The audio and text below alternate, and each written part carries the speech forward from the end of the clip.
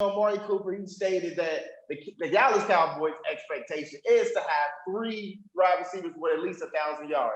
The last time that a team that had 3 receivers with 1,000 yards was the 2008 Arizona Cardinals with Larry Fitzgerald, Anquan Bowen, and Steve Preston. Both all had 1,000 yards. And believe it or not, Fitzgerald had the most with 1,400. Bolden had 1,100, and Preston just got to 1,000 yards, and I think it's impressive. Are you buying in what Amari Cooper's selling? No, I'm not buying what Amari Cooper's trying to sell. And I don't think Amari Cooper should want his team to have 3 1,000-yard receivers. And here's the reason why. I believe if you got 3 1,000-yard receivers on your team, that means you're trailing a lot in football games. That means Dak Prescott is going to be dropping back to pass 25, 30, 35 times a game, and that's a recipe for disaster for your Dallas Cowboys, Amari Cooper. I think this team, in order for this team to get back to where they want to get back to, and that's the playoffs, and back at the top of the NFC East, you have to hand the football off to Ezekiel Elliott. Last year, Zeke had 301 carries, 1,357 rushing yards. I think he had just 12 rushing touchdowns, which wasn't great. But I think last year Zeke had a down year. Wasn't great. No, that's not great. That's not for 12 touchdowns. 12 touchdowns. I think that's solid right there. It's okay. I expect Zeke to have at least 15. He has that kind of capability. But that's what I want to say. Last year, most people think that was a down year for Zeke. They said it was a down year. Zeke didn't produce like he has in previous years. So I believe if the Cowboys want to get back to their ultimate goal, get back to the playoffs, make some noise, and win the division, you have to hand the football off to Ezekiel Elliott. I think Amari Cooper really need to be careful about what he's wishing for. Because if the Cowboys have 3 receivers for over 1,000 yards, I don't think that's a recipe necessarily for wins for this team. I think this team is built to run the football, and that's where your bread and butter is going to be if you're a Cowboys fan or if you're a Cowboys member on that team. Okay, I like that response. But let me tell you this. I think it's possible, but then it's not. But anything is possible in the NFL. I mean, the last 3 trio that at least had 900 yards was the 2019 LA Chargers. That was with Mike Williams and Keenan Allen and Alex Eckler. Eckler had 900 receiving, almost 1,000 yards right there. And both of the receivers had 1,000 yards right then and there. But I think this type of expectation is something exciting because you got a new head coach, an offensive minded coach, and Mike McCarthy that can shift things up, utilize every player on his team. And I think this is probably a high expectation. I will say this is probably like a high expectation because when you want 3 receivers with 1K, in my opinion, I honestly I can see 2 players on that out of that 3 with a 1,000-yard season. And I see Amari Cooper and CeeDee Lamb. Michael Gallup, I seen some signs from him, but I think that he still needs to get more worked on. But this expectation should make this team even better because, believe it or not, they're probably the most talented team in the NFL. Like, to be honest, that team is full of loaded players, like great players on that team, offense side and defense. They're balanced, and I think with this expectation, it should make them even better. Hell, they should win the NFC East in the next 3 years. Yeah, certainly. I completely agree with you. And then when you look at his production, you're right. I think 12 touchdowns. It wasn't bad for Ezekiel Elliott last year. Yeah, it wasn't. 2016, he had 15 touchdowns. That's why I said I expect Zeke to at least rush for 15 touchdowns because he has that kind of capability. You agree with that, right? Yeah, I agree. I agree with that. I agree with that. I mean, Aaron Jones with the lead. So he had 15 touchdowns in 2016.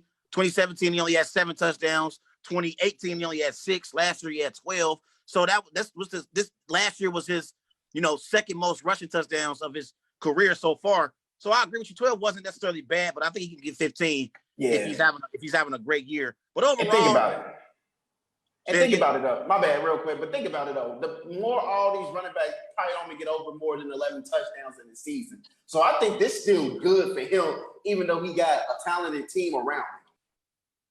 Yeah, definitely. I agree with you on that. And then one thing about Zeke too, I want to see, and he did pretty decent last year, but he had 54 receptions out of the backfield. I want to see Ezekiel Elliott be a reliable target for Dak Prescott to be able to throw the ball to in the flat, make some guys miss in the open field, and get some first downs for the Dallas Cowboys. So I think Ezekiel Elliott honestly is an underrated pass catcher out of the backfield. He doesn't catch the ball out of the backfield like Christian McCaffrey. You know, he doesn't do that. Alvin Kamara, but he's capable of doing it. He's capable of doing it. So I want to see more of that from Ezekiel Elliott and this Dallas Cowboys offense. Let me ask you another question on this topic before we move on.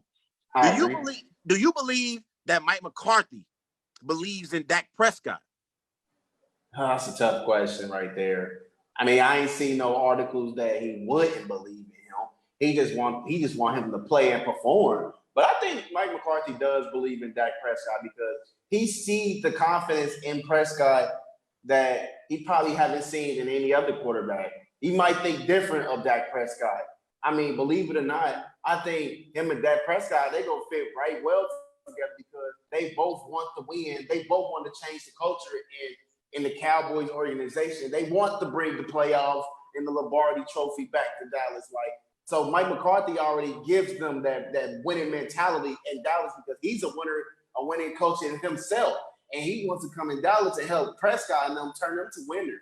But I think he's getting real comfortable with him because he knows the team is balanced enough to win the next couple years. And I think when Dak Prescott honestly can get his contract even fixed up or situated done, then they gonna make magic in a few years. Yeah, I disagree. I don't believe that Mike McCarthy believes in Dak Prescott because you got to think about it, Clarence. Mike McCarthy, in his career, he's coached legendary quarterbacks in Brett Favre and Aaron Rodgers, and now he's downgraded to Dak Prescott. Although last year Dak Prescott had a good year, according to his standards, 30 touchdowns, 11 interceptions, had close to 5,000 passing yards, completed 65% of his passes. He had a good year last year, but like I told you on previous shows, a lot of those statistical numbers that Dak Prescott was putting up, they were when the Dallas Cowboys were trailing on the scoreboard. Therefore, teams were in prevent defense, and they let the Cowboys gain yardage and put up points on the board late in games. So I think that can be misleading. You know, looking at his statistical numbers. Isn't that bad? Isn't it like bad calling on the defensive side, playing a prevent and let him? If you already up, listen, last year at one point, my Packers was up 31-3 on the Cowboys. We already up 28 points. we can play at this point. We can play a little bit of prevent defense. So that's why I said last year, that statistical season, although it was good on his standards, it could be misleading. I don't think Mike McCarthy believes in Dak Prescott because I don't think Mike McCarthy was even in Jerry Jones and Stephen Jones' office campaigning for them to come up with a deal with Dak Prescott. He's had Aaron Rodgers. He's had Brett Favre. He has a high standard of quarterback play that he's accustomed to seeing. I don't think he believes Dak Prescott is that dude. Me personally, I'm not saying Dak Prescott's a scrub. I don't think Mike McCarthy thinks he's a scrub. I just looking at the quarterbacks that he's coached previously and comparing them to Dak Prescott, and it's a downgrade. It's just the way it is. It's a downgrade? Are you kidding me? Aaron Rodgers, Brett Favre, and Dak Prescott? Significant drop-off. Significant. This ain't Carson Wentz. Like, come on now. But think about it, though. He's walking into an organization that's balanced out on the team, man. So it's going to be a lot of good changes in the Dallas organization because, one, they got a winners coach and they got a good team around them. I think them two coming together, they're going to be a good team in the NFL. That might be one of the best teams in the NFL if everything clicks together, man. I'm taking a bet. So let me explain something to you real quick before we move on to the next topic. Whenever you are a coach and you get the job and you accept the job and you have a star player, you're supposed to call your star player ASAP and have a conversation with him. If let's just say if the Kansas City Chiefs, if Andy Reid decided he wanted to retire, let's say he decided he wanted to retire and he wanted to move on to different things in his life, he didn't want to coach the NFL anymore. Whatever coach that you bring in for the Kansas City Chiefs, guess who the first person in the organization who they're going to call? Patrick Mahomes. If you take any job, if you have a star quarterback or a quarterback that's relevant that you believe is that dude, you're going to call that quarterback. If Bill O'Brien gets fired by the Houston Texans and they bring in a new coach, guess who the first person is going to get called by? Guess who the first person is going to get that call from that new coach? Guess who's going to be? Deshaun Watson. When you take over the Seattle Seahawks, if Pete Carroll decides to retire, the coach is calling Russell Wilson first. I haven't gotten any reports or seen anything to where Mike McCarthy and Dak Prescott has had an extended conversation. Therefore, me personally, I don't believe Mike McCarthy believes in Dak Prescott as being the guy that could get the Cowboys back to the Super Bowl. You know, time will tell, man. Time will tell. And I'm looking at their roster right now. Their first game at the LA Rams, so that's gonna be a test right there on the road early to see how he can handle adversity with Dak Prescott.